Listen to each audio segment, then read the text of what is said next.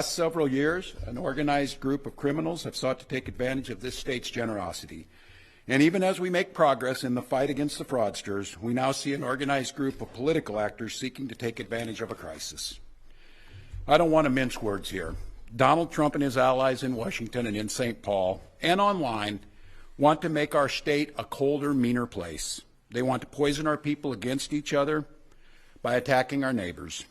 And ultimately, they want to take away much of what makes Minnesota the best place in the country to raise a family. They've already begun trying to withhold funds that were meant to help families afford child care, and they have no intention of stopping there. Make no mistake, we should be concerned about fraud in our state government.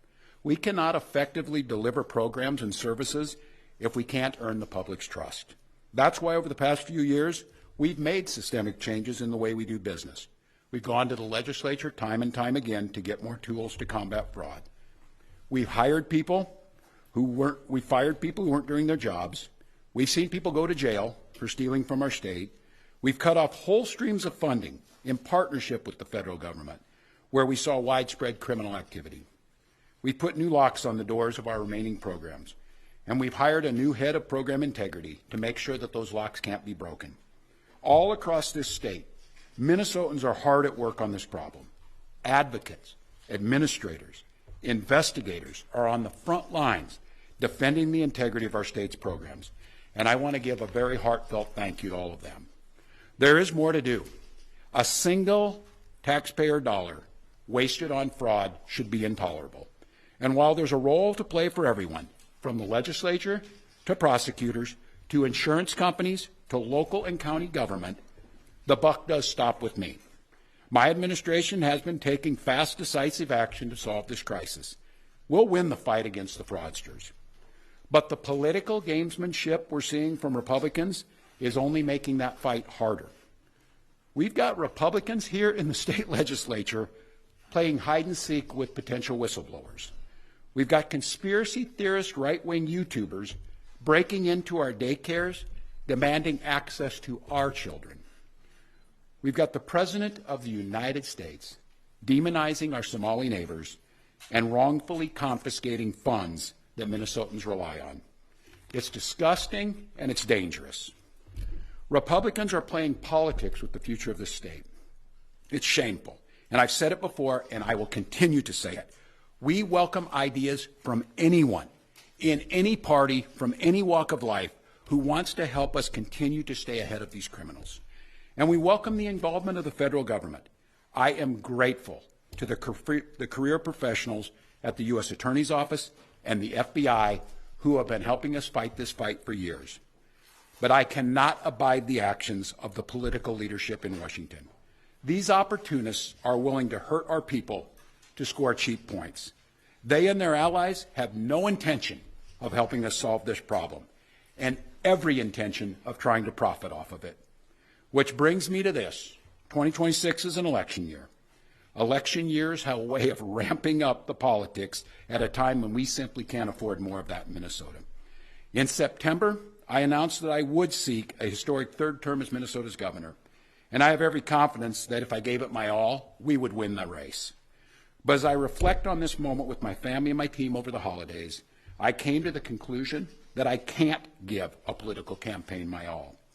Every minute that I spend defending my own political interest would be a minute I can't spend defending the people of Minnesota against the criminals who prey on our generosity and the cynics who want to prey on our differences.